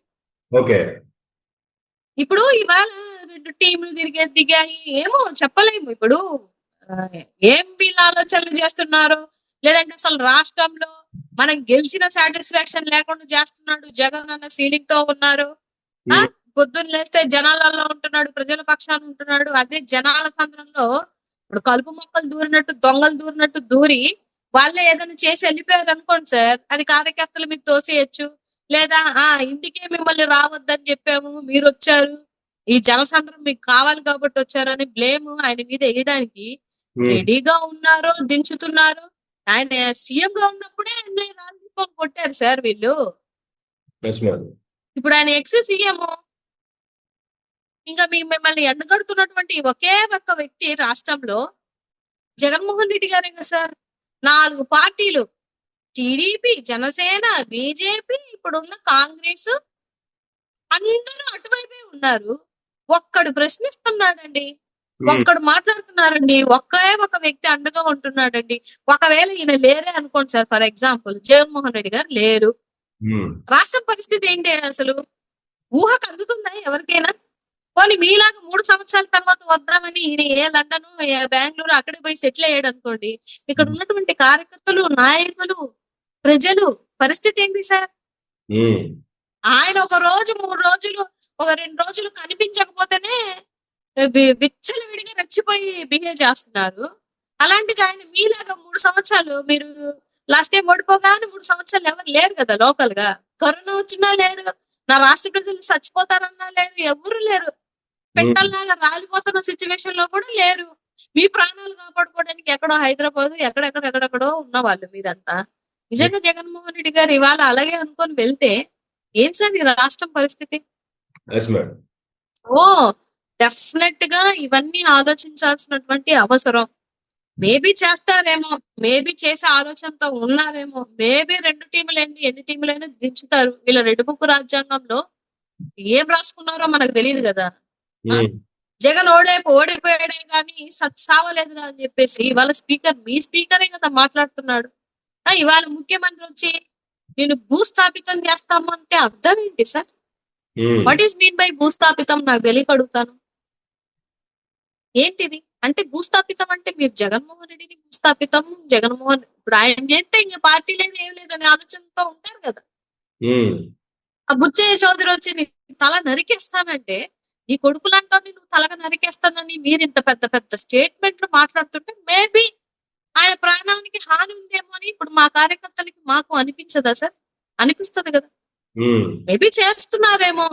ఈ మనిషిని లేకుండా చేసేస్తే ఇంత జనాభా లేకుండా అయిపోద్ది. ఇంకా 20 ఏళ్ళు పవన్ కళ్యాణ్ అన్నట్టు 20 ఏళ్ళు ఏలుకుందాము. ఆ వాళ్ళు మనకి ఏదో పంపిస్తుంటారు, అది తీసుకొని మనం సాంప్రదాయంగా ఇంట్లో ఉంటే సరిపోద్ది. ఈ రాష్ట్రంలో ఏం జరిగినా కూడా మనం క్వశ్చన్ చేయాల్సినటువంటి అవసరం లేదు. ఉమ్, ఒక్క సమస్య మీద పోరాడారండి? ఒక్క సమస్య మీద ఒక ట్వీట్ వేసాడా? ఒక్క సమస్య మీద ఆయన మాట్లాడుతున్నాడా? కాదండి, ఆయన కాపు సామాజిక వర్గం, కాపు కాపు అంటున్నారు. నిన్న ఎక్కడో చూశాను నేను. ఆ? మరి రంగా గారి సెలబ్రేషన్ చేసుకోవాల్సిన డే రోజు కూడా ఎందుకు ఆయన ఒక ట్వీట్ వేయలేదు? ఏది లోకేష్ బాబు గారి కొడుకుకి సంబంధించి ట్వీట్ వేయగలిగావు, బర్త్డే విషెస్ ఏదో చెప్పావు, ఆ నెక్స్ట్ డే ఏదో. ఎస్ మరి రంగా గారి పేరు వాడుకొని, ఆ సామాజిక వర్గాన్ని పేరు వాడుకొని గెలిచావు కదా నువ్వు. మరి నువ్వెందుకు విషెస్ తెలియజేయలేదు? అది అది జనాలు ఆలోచించరా? ఉమ్, ఆలోచిస్తారా, ఆలోచించరా అండి? Yes madam. మొన్న విన్నాను, ఆ తాళ్ళపాలెం బుజ్జిగారని ఆయన విగ్రహాలు దానాలు చేస్తుంటారు పాపం. ఏదో పుట్టినంత మాత్రాన వారసులు అవ్వలేరు అని చెప్పేసి అతను ఇప్పుడు దాకా దగ్గర దగ్గరగా ఒక 300 400 రంగా గారి విగ్రహాలు ఆయన ట్రస్ట్ ద్వారా ఇస్తారు. ఆయన చెప్తున్నారు ఆ పార్టీ ఏదైతే రంగా గారి నేమ్ ని, ఫేమ్ ని వాడుకొని గెలిచిన లోకల్ ఉన్నటువంటి కొంతమంది జనసేన ఎమ్మెల్యేలు వాళ్ళ రంగా గారి విగ్రహం పెట్టడానికి ఒప్పుకోవట్లేదంట. ఉమ్, వాళ్ళ విగ్రహ ఆవిష్కరణకి కూడా వాళ్ళు ఒప్పుకోవట్లేదంట. ఓకే. అంటే ఎట్లాంటి పరిస్థితిలో ఇవాళ ఉన్నారో చూడండి. ఎస్ ఆ మేడం. రోజు మీకు అవసరం మాట్లాడుకున్నారు, కులం అన్నారు, కులం వాడుకున్నారు, కులానికి సిగ్గురాదా అని అన్నారు, కులం ఓట్లన్నా నాకు రావాలి కదా అని అన్నారు. మరి ఇవాళ కులం కోసం పోరాడినటువంటి వ్యక్తి, అసలు రంగారెడ్డి ఒక చరిత్ర కలిగినటువంటి వ్యక్తి, ఆయనని ఎందుకు ఇచ్చేయలేకపోతున్నారు మీరు? ఉమ్, ఆయన ఎందుకు మీరు పురస్కరించుకోలేకపోతున్నారు? ఆయన ఎందుకు మీరు స్మరించుకోలేకపోతున్నారు? Yes madam. ఆయన వర్ధంతిలు, ఆయన జయంతులు మీకు తెలియవా? ట్వీట్ పెట్టాల్సినటువంటి బాధ్యత మీకు లేదా? ఉమ్, లేకపోతే పాపం బిజీ షెడ్యూల్ లో ఉండేసి డిప్యూటీ సీఎం గారు మర్చిపోయారా? ఇవన్నీ రాష్ట్ర ప్రజలు చూస్తారు కదా. ఇవన్నీ ప్రజలు చెప్తుంది సార్, నేను చెప్పట్లేదు. మళ్ళీ నాకు బడి ఏడ్చి నా మీద కామెంట్లు పెడతా ఉంటారు, పచ్చి బూతులు కామెంట్లు పెడతా ఉంటారు. మేడం. అంటే ప్రశ్నిస్తేనే బూతులు, ప్రశ్నిస్తానంటేనే బూతులు తిడతాను అని అంటే నేనేమి మీలాగా నా కొడుకల్లారా అని తిట్టను, మీలాగా సేపు మాట్లాడాను కదా సార్, ఎక్కడ నాకు బూతు మాట మాట్లాడాను? Yes madam. నేను గారు అని సంబోధిస్తాను, అయినా కూడా ఒక మహిళకి కూడా విలువ ఇవ్వరు మీరు. ఇచ్చల విడిగా ఎన్ని బ్యాడ్ కామెంట్లు పెడతారు సార్. అలాంటి బ్యాడ్ కామెంట్లు పెట్టే వాళ్ళందరికీ మీ వచ్చినప్పుడు ఎందుకు లేరు, కష్టం వచ్చినప్పుడు ఎందుకు ప్రశ్నించలేకపోతున్నారు, Yes, ma'am. పదవులు లేనప్పుడు రెచ్చిపోయి కారు మీద కూర్చొని ఆ ఏదో సినిమా బిల్డప్ ఇచ్చినంత ఇచ్చేసి మాట్లాడారు కదా, ఇవాళ ఎందుకు అడగలేకపోతున్నారు, ఇవాళ ఎందుకు పోరాడలేకపోతున్నారు? మీరు సుగాలి ప్రీతి అని చెప్పిన ఆ సుగాలి ప్రీతికి న్యాయం చేయలేదు. అంతమంది 30,000 మంది తప్పిపోయాను అన్నారు, వాళ్ళని తెచ్చిపెట్టలేకపోయారు. 14 సంవత్సరాల మైనర్ బాలికని 14 మంది మీ టీడీపీ నాయకులు మార్చి ఆ అమ్మాయికి కడుపు వచ్చేదాకా కూడా తెలియకుండా చేశారు. వాళ్ళ మీద యాక్షన్ తీసుకోమని చెప్పలేదు. తీసుకోమనైనా చెప్పాలి కదా అంటున్నాను సార్. ఇప్పుడు తప్పు జరిగింది, నార్మల్ ప్రజలు మనమే వచ్చి వీడియో చేయడము, నేనే బోల్డ్ వీడియోలు చేస్తున్నాను. మీరు ఆ పదవిలో ఉండి మీరు ఏం చేయలేకపోతున్నారు? హోంమంత్రి పదవిలో ఉండి ఒక మహిళ కోసం ప్రెస్ మీట్ పెట్టలేకపోతున్నారు. ఇవన్నీ తప్పులు కాదా సార్?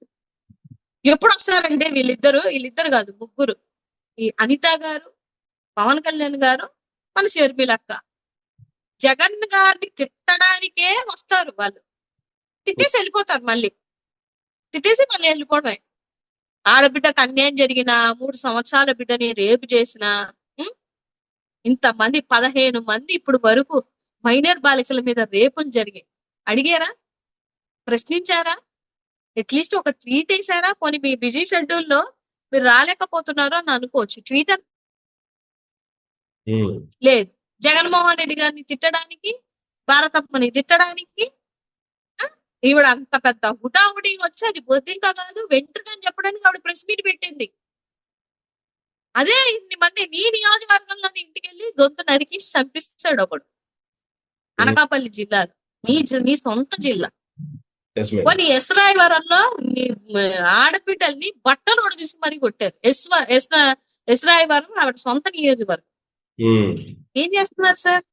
ఈయన గారి సొంత నియోజకవర్గంలో దళితుల్ని ఆ రోజు ఎస్సీలు మిమ్మల్ని అంటే మీకు పౌరుషం రాదా? నాకు పౌరుషం వచ్చింది, నేను అంబేద్కర్ గారి బిడ్డని, బ్లూ కండువా వేసుకొని ఆ రోజు అన్ని మాటలు మాట్లాడావు కదా. మరి ఏది?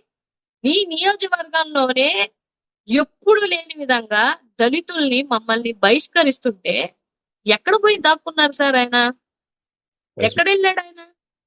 అరే తప్పురా, ఇలా చేయకూడదురా, లేదు చేసిన వాళ్ళ మీద యాక్షన్ తీసుకోండి అన్న ఒక్క మాట ఒక్క ప్రెస్ మీట్ ముందు వచ్చి చెప్పాడు ఆయన? కుప్పంలో జరుగుతుంది అని చూసి మళ్ళీ కుప్పంలో అక్కడ బహిష్కరించారు. ఏంది సార్ ఇది? జరిగినవే కదా అడుగుతున్నాం, జరగనివి జరగలేనివి కల్పించేం అడగట్లేదు కదా. మీలాగా ఏ వీడియోలు కల్పించో సృష్టించో మేము చేయలేం కదా, ఎందుకంటే మీకు అంత టెక్నాలజీ ఉంది. 500 యూట్యూబ్ ఫేక్ పెట్టుకొని యూట్యూబ్ ఛానల్స్ ఉన్నాయి, ఎట్ట పడితే అట్ట థంబ్నెయిల్స్ ఇచ్చే ఛానల్స్, మీకు పచ్చ ఛానల్స్ బోల్డ్ ఉన్నాయి. మాకు ఒకటే ఉంది, మాకు మా ఫోనే, మా ఫేస్బుక్కే, మాకు ప్రశ్నించే అవకాశం మా చేతిలో, మా ఫోన్ మాకు ఉంది సార్. అంతే తప్పితే మీలాగా ఛానల్స్ పెట్టుకొని మేము ప్రశ్నించలేం కదా.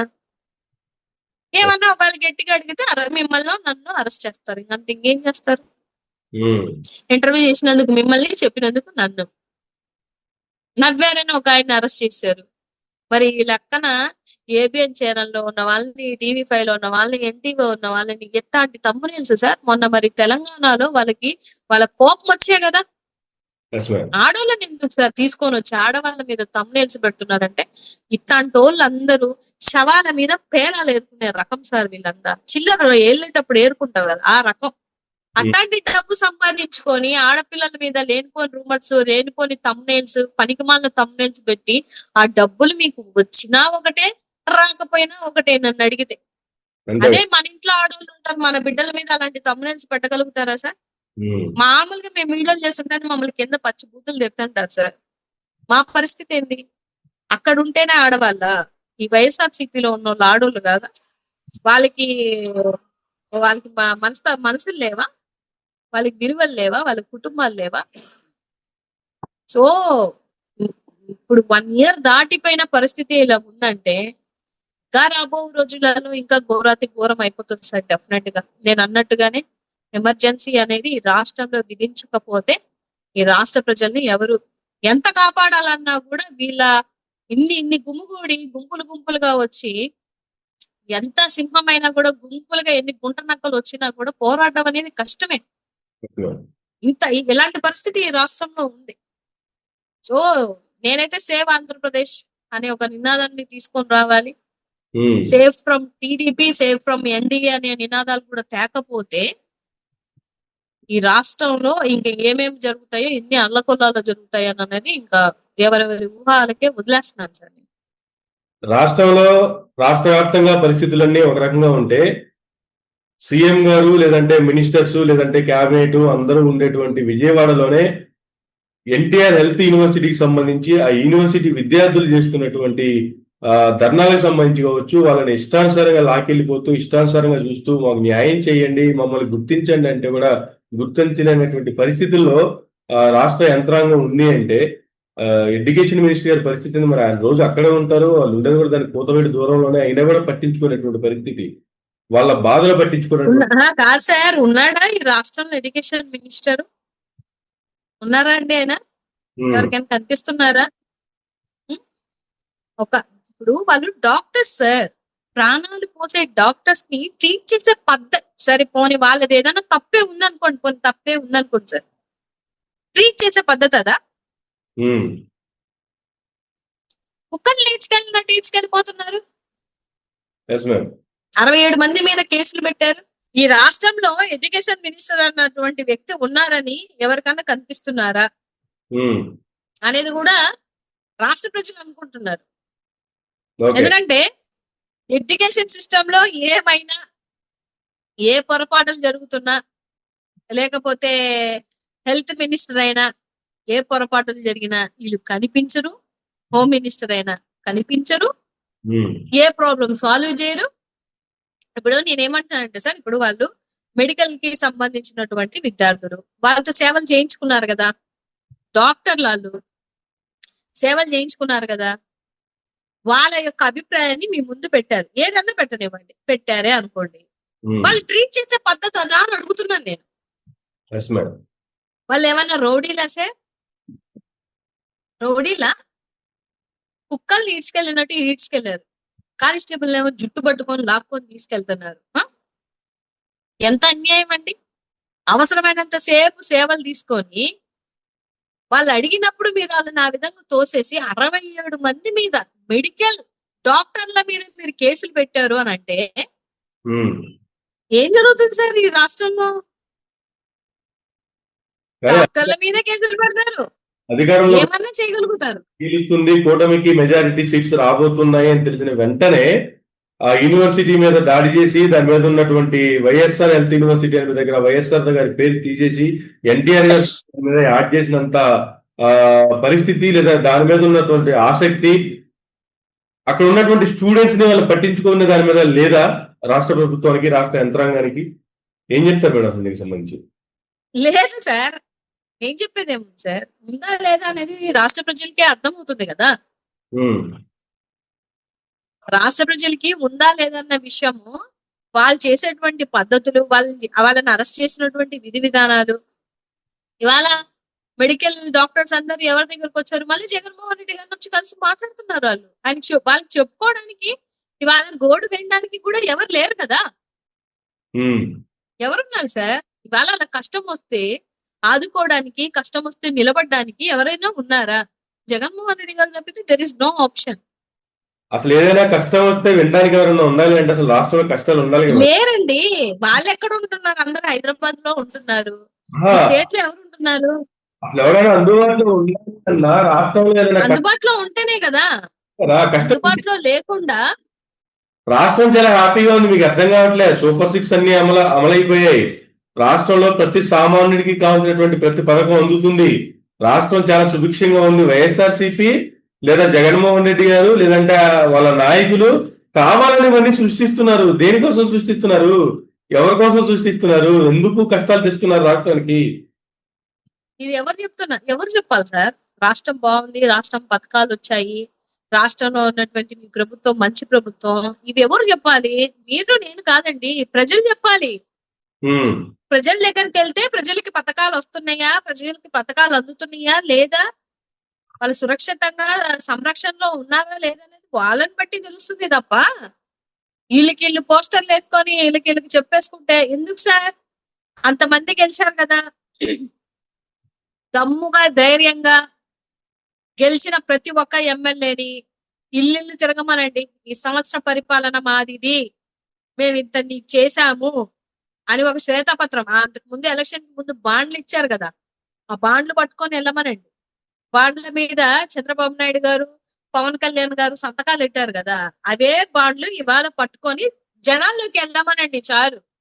ఎమ్మెల్యే మీకు చెప్పొద్దు, మాకు చెప్పొద్దు, ఎవరికి చెప్పొద్దు. ఇచ్చారు కదా, ప్రతి ఒక్కళ్ళు సంవత్సర కాలంలో మనం చేసిన మంచిని అంతా ప్రజలకు తీసుకెళ్ళండి, ప్రతి ఇంటికి వెళ్ళండి, మీ నియోజకవర్గంలో ప్రతి ఇంటికి మీరు ప్రతి ఒక్కరితో మాట్లాడండి, మనం చేసిన మంచిని చెప్పండి, వైఎస్ఆర్సీపీ చేస్తున్నటువంటి దుష్ప్రచారాన్ని కూడా తిప్పికొట్టండి, వాళ్ళు చేస్తున్నటువంటి మోసాలు ప్రజలకు అర్థమయ్యేలా చెప్పండి, ప్రతి ఒక్కరు ఇదే పనిలో ఉండండి, నెల రోజులు ఎవరికి వేరే పనులేమీ లేవు, ఇది ఒకటే పని అని చంద్రబాబు నాయుడు గారు అందరికీ హుకుం జారీ చేశారు కదా. జారీ చేశారు సార్, ఎవరున్నారు? ఎంతమంది విన్నారు? ఎంతమంది ఆ మీటింగ్ కి వెళ్ళారు? ఉమ్, వాళ్ళు వెళ్ళలేదంటే అర్థం ఏంటి? జనాల దగ్గరికి వెళ్తే ఆడవాళ్ళు అయితే చీపుర్లు చాటలు తిప్పేస్తారు, లేదా పేడ నీళ్ళు ముఖం మీద చల్లేస్తారు. ఊర్లలోకి వెళ్ళమనండి, వాళ్ళు తెలుస్తుంది. ఆ ఉమ్, విషయం ఇక్కడ ఉన్నటువంటి ఎవరైతే హాజరు కాలేనటువంటి నాయకులకి, ఎమ్మెల్యేలకి బాగా క్లారిటీ ఉంది. ఉమ్, 70 మంది వెళ్ళలేదంట. ఓ ఎందుకు? మీరు మంచి ప్రభుత్వం అయితే రావాలి కదా. మీరు సాక్షాత్ సీఎం చెప్తేనే రాలేదంటే ఇంక పరిస్థితి ఏంటి? జనసేన వాళ్ళు వీళ్ళు కాదు, మీ టీడీపీ వాళ్ళే రాలేదు. మీ కార్యక్రమం కదా, వాళ్ళు టీడీపీ కార్యక్రమానికి పిలిస్తేనే పోలేదట. ఉమ్, ఉం? లేకపోతే ఆ తానా తందానా అనుకుంటూ అమెరికా వెళ్ళారు కదా, అక్కడికి వెళ్ళొద్దంటేనే వెళ్ళారు. ఎందుకు వెళ్ళారు? ఉమ్, ఇక్కడ కదా వీళ్ళందరూ ఉండాల్సింది, ఇక్కడ కదా ఈ రాష్ట్ర ప్రజలకి చేయాల్సింది. వెళ్తే హైదరాబాద్ లో ఉంటారు, లేకపోతే ఫారెన్ ట్రిప్పులకి వెళ్తున్నారు. అందరూ ట్రిప్స్ కి వెళ్తున్నారు. వాళ్ళు చూడండి ఎంత ఈ రాష్ట్రంలో పరిస్థితి, ప్రజల పరిస్థితి ఎలాగుందంటే ఇవన్నీ ఏం పట్టట్లేదు సార్ వాళ్ళకి. ఉమ్, ఎంత చెప్పినా ఇవాళ రోజంతా చెప్పుకున్నా కూడా సరిపోదు. నేను చేస్తుంది మనం చెప్పుకోవడం కాదు, జనాలు కూడా అదే చెప్పుకుంటున్నారు. ఉమ్, అందుకనే వాళ్ళకి ప్రజల దగ్గరికి వెళ్ళి ఎంత దమ్ము ధైర్యం చాలట్లేదు. ఓకే. ముఖం మీద ప్రశ్నిస్తారు. ఎందుకు వాళ్ళ ఎమ్మెల్యేలు స్టేజ్ మీద ఏం చెప్పుకుంటున్నారు? మేము గెలిచినా కూడా మాకు సాటిస్ఫాక్షన్ లేదు, సిగ్గుపోతుందని చెప్పేసి వాళ్ళే చెప్పుకుంటున్నారు. ఇంక మనం చెప్పేది ఏముంటది సార్? వాళ్ళ నాయకులే, వాళ్ళ ఎమ్మెల్యేలకే, వాళ్ళ మంత్రులకే సాటిస్ఫాక్షన్ లేదు మీ పరిపాలన మీద. కొన్ని నియోజకవర్గాలు అలాంటిది ఇంకా మా ఎమ్మెల్యే ఎలక్షన్స్ కు బిఫోర్ ఓట్లు అడుగుకోవడానికి ఒకసారి వచ్చారు, ఆ తర్వాత ఎమ్మెల్యే అయ్యారు. మళ్ళీ ఈ సంవత్సర కాలంలో అసలు ఆయన ఎక్కడ ఉన్నారో, అసలు ఆయనకి నియోజకవర్గం ఉందో లేదో, అసలు మా ఎమ్మెల్యేనా ఆయన కాదు అనే విషయం కూడా మాకు తెలియట్లేదు, ఇప్పటి వరకు మాకు ఎప్పుడు కనిపించలేదు అనేటువంటివి కొన్ని నియోజకవర్గాల్లో కొంతమంది ఎమ్మెల్యేల గురించి చెప్తున్నటువంటి, ప్రజలు చెప్తున్నటువంటి మాటలు ఇవి. ప్రజల మాటలు సార్ ఇవి, మన మాటలు కాదు. అందుకనే నేను మళ్ళీ మళ్ళీ చెప్తున్నా, ప్రజలు మాట్లాడిన మాటలు, ఆ వీడియోలు మనం చూసినవే ఇప్పుడు చెప్తున్నాం. ఉమ్, దొంగ వీడియోలు, దొంగ మాటలు కాదు ఇవన్నీ. మంచి నీళ్ళ కోసం నీళ్లు కావాలంటుంటే వినే ఓపికలు వీళ్ళకి లేవు. ఉమ్, ఒక మంత్రికి లేవు. ఇంకో మంత్రి ఏమో బటన్ నొక్కిన డబ్బులు తీసుకొని గంజాయికి, మద్యానికి లోన్ అయిపోయారు ఆడవాళ్ళని ఇంకొక మంత్రి అంటది. ఉమ్, ఇంకో మంత్రి ఏమో ఆమె ఇంకా హోంమంత్రి ఇచ్చిన ఆవిడ ఉందో లేదో కూడా తెలియదు. మరి ఏ మహిళా కమిషన్లు ఏమైపోయారో, వీళ్ళందరూ ఎటు వెళ్ళిపోయారో ఈ రాష్ట్రంలో ఏం అర్థం అవ్వట్లేదు సార్. ఉంటే ఇప్పుడు ఒక అన్యాయం జరిగినప్పుడు అట్లీస్ట్ అక్కడికి వెళ్ళాలి కదా సార్. ఇప్పుడు గతంలో పరిగెత్తారు, అసలు మాకు సంబంధం లేని విషయాల్లో కూడా పరిగెత్తుకొని వెళ్ళిపోయి రోడ్ల మీదకి వచ్చేసి 2017 సంవత్సరంలో సార్ సుగాని ప్రీతి. yes ma'am. అప్పుడు గవర్నమెంట్ ఎవరిదండి? ఎవరిది గవర్నమెంట్? టీడీపీ ప్రభుత్వందే కదా. అవును. అప్పుడు జరిగినటువంటి సంఘటన నిన్న లాస్ట్ ఇయర్ కి సంబంధించిన ఎలక్షన్ లో లేవనెత్తి జగన్మోహన్ రెడ్డి గారు ఓడిపోవడానికి వన్ ఆఫ్ ద రీజన్స్ లో కూడా సుగాని ప్రీతిని తీసుకొచ్చి కూర్చి మీరు గేమ్ స్టార్ట్ చేశారు అని అంటే మరి ఇంకా మిమ్మల్ని ఏమనాలి? ఇప్పుడు ఇన్ని జరుగుతున్నాయి, ఏమనాలి? మీకు పదవుల కోసం, ఆ సీఎం సీట్ కోసం సార్ వీళ్ళు ఆరాటం, ప్రజల కోసం కాదు. ఉమ్, నేను కూడా ఏమనుకున్నానంటే, ఇట్లా ఇంత ఆరాట పడుతున్నారు కదా పవన్ కళ్యాణ్ గారు, పైకి ఎక్కేసి కార్లు ఎక్కేసి మైకుల ముందు అరిచి అరిచి అరిచి అరిచి జగన్మోహన్ రెడ్డికి దెబ్బ తగిలితే ఏడుస్తారు కానీ సుగాని ప్రీతి కోసం ఏడవలేదని అంత గట్టిగా అరిచారు కదా. మో రేపు పదవి వచ్చిన తర్వాత ఆయన ఎంత బాగా పనిచేస్తారో చూద్దాము. ఈయనకన్నా బెటర్ గా ఏమైనా పర్ఫార్మ్ చేస్తారేమో అని నేను అనుకున్నాను sir. It's my completely my personal opinion. Um, తీరా చూస్తే కనిపించడే. అల్లప్పుడు ఎప్పుడో మెట్లు కడిగినప్పుడు చూశాను సార్ నేనైతే. ఉమ్, మరి సారీ చెప్పి మెట్లు కడిగేది తప్ప ఇంకెక్కడా కనిపించలేదు. అక్కడ సింహాచలంలో అంతమంది చచ్చిపోయినా ఏ రోజు ఒక రోజు ట్వీట్ చేయలేదు, ఒక రోజు ఒక మాట చెప్పలేదు, ఏమీ చేయలేదు.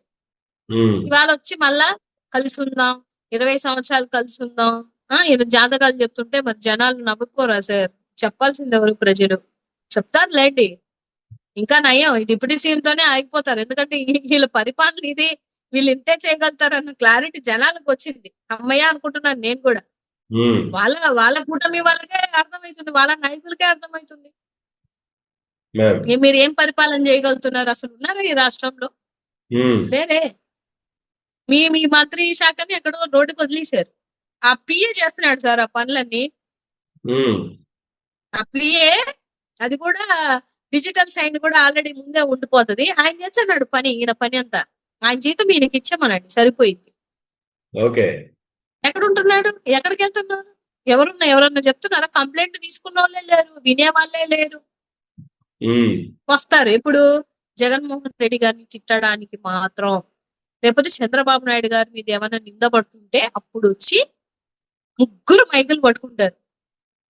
ఉమ్, అది నాకు తెలిసి ఏమనుకుంటున్నానంటే, ఇప్పుడు మేమెట్ట అధికార ప్రతినిధులుగా ఉన్నామో ఇప్పుడు కూడా అది చేసే పని కూడా అదే. సో అధికార ప్రతినిధి పోస్టులు ఇచ్చే సరిపోతుంది. ఇంకెందుకు సార్ మంత్రి శాఖలో ఇలాంటి మంత్రులు పదవులు ఇచ్చి జనాల ఇదెందుకు? పనిచేసేవాడికి ఇవ్వండి, కొన్ని సరిపోయింది.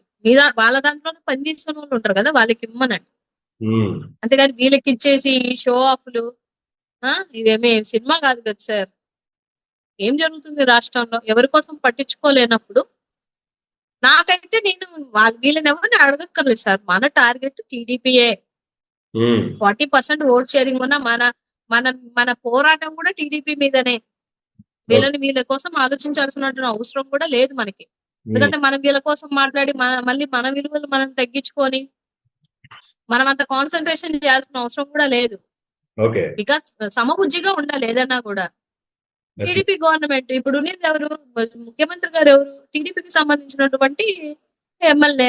ఆయన ఉన్నారు. ఆయన అడగాలి, మంత్రిని అడగాలి. లేకపోతే ఎడ్యుకేషన్ మినిస్టర్ ఎవరున్నారు? లోకేష్ బాబు గారిని అడగాలి. హోమ్ మినిస్టర్ గారు ఎవరున్నారు? అనిత గారిని అడగాలి. వీళ్ళని అడగాలి తప్పితే డిప్యూటీ సీఎం గారిని అడగాల్సినటువంటి అవసరం లేదు. ఉమ్, ఆయన ఆయన అందరితో పాటు ఒక మంత్రి. ఆయనకి స్పెషల్ గా పవర్స్ ఇచ్చేది ఏముంటది సార్? ఏమీ లేదు కదా. అలాగైతే బీజేపీ కూడా ఉంది కదా, బీజేపీ కూడా పవర్ ఉంది కదా. అలా అయితే ఉమ్, ఎన్డీఏ కూటమిలో మొన్నే విష్ణు కుమార్ రాజు గారు అన్నారు, 5% అని మమ్మల్ని తీసి పడేస్తున్నారు. 5% అంటే వాళ్ళకు ఉంది కదా 5%. ఉమ్, అందరు కలిస్తేనే నెగ్గారు తప్పితే మీ జనసేనతో ఏం నెగ్గిపోలేదు కదా. టీడీపీ, బీజేపీ, జనసేన కలిస్తేనే మీరు గెలిచారు. అలాంటప్పుడు మరి బీజేపీ విలువలు బీజేపీకి ఉంటాయి కదా. మేము సో లేకపోతే డెఫినెట్ గా టీడీపీకి అధికారం లేదనే కామెంట్లు కూడా చేశారు ఆయన. ఆ అసలు వాళ్ళ కూటమి ప్రభుత్వం ఎమ్మెల్యేలే ఆ మాటలు అంటున్నారు అని అంటే వాళ్ళ పరిస్థితులు ఏంటో ఒకసారి ఆలోచించండి సార్. మనం ఏం చెప్పబడలేదు. ఇప్పుడు మనం దగ్గర ఒక 40 minutes 1 hour చేసాం. ఇందులో ఏదైనా మనం కల్పించిన విషయం గాని, మనం లేనిపోని క్రియేట్ చేసింది గాని, సృష్టించి ఏదైనా ఒక ఇన్సిడెంట్ ని క్రియేట్ చేసి చెప్పింది అయితే ఏమీ లేవు. Yes, ma'am. అన్ని నిజాలే, అన్ని మనం చూసినటువంటి వీడియోలే, అన్ని మనం వైరల్ అయినటువంటి వీడియోలే. దానికోసం మాత్రమే మనం అడుగుతున్నాం, క్వశ్చన్ చేస్తున్నాం. మీరు నన్ను అడుగుతున్నాను, నేను సమాధానం చెప్తున్నాను Yes, ma'am. తప్ప దీంట్లో మనం సొంతంగా క్రియేట్ చేసుకొని మాట్లాడినైతే 1% లేదు సార్. కానీ రాబో రోజులలో వీళ్ళందరికీ సమాధానం చెప్పే రోజైతే వస్తుంది. అండ్ మా నాయకుడిని సంబేస్తాం, మా నాయకుడిని భూస్థాపితం చేస్తా అంటే ఇక్కడ ఎవరు చేతికి గాజులు పట్టుకునే వాళ్ళైతే ఎవరు లేరు. మీరు పరిపాలన చేసుకోండి, ప్రజల కోసం వచ్చారు, చేసుకోండి. అంతేగాని మీరు కాన్సన్ట్రేషన్ అంతా జగన్మోహన్ రెడ్డి గారి మీద పెట్టి ఆయన నోటికి వచ్చినట్టు మాట్లాడతానంటే ఎవరు ఊరుకోరు. ఎవడో పెట్టిన రపాకే వణికిపోతున్నటువంటి మీరు మాకు మళ్ళీ నీతులు చెప్తే ఎట్లయితుంది సార్? అవ్వదు కదా. Yes, ma'am. రాష్ట్రంలో పరిపాలన శాంతి భద్రతలు కలిగి ఉన్నటువంటి పరిపాలన మీరు చేసుకోండి. మీరు చేస్తే మేమెందుకు అడుగుతాం సార్? మాకెందుకు? మేము అడగం కదా. ప్రజల పక్షాన పోరాడాల్సినటువంటి అవసరం రాకుండా పరిపాలన చేయాల్సిన అవసరం మీకుంది, జగన్మోహన్ రెడ్డి గారికి కాదు. ఆయన కష్టం అంటే వస్తాడు, ఆయన వస్తున్నారంటే వేలెన్ని లక్షల మంది వస్తారు. అభిమానం ఉంది, వస్తున్నారు. మీరు ఇవాళ ఎమ్మెల్యేలైనా, మంత్రులైనా, ముఖ్యమంత్రులైనా మీ వెనకాతల లేరు. దానికి ఎవరేం చేయాలి? ఉమ్, ఎవరేం చేయాలి సార్? దానికి మనమే కారణం. మీకు జనాలు రాకపోతే కూడా జగన్మోహన్ రెడ్డి గారే కారణమా? ఉమ్, మీకు ఏదన్నా మీ ఇంట్లో ఏదన్నా అయినా కూడా జగన్మోహన్ రెడ్డి గారి కారణమా? మీ చేతకాని పరిపాలన కూడా జగన్మోహన్ రెడ్డి గారి కారణమా?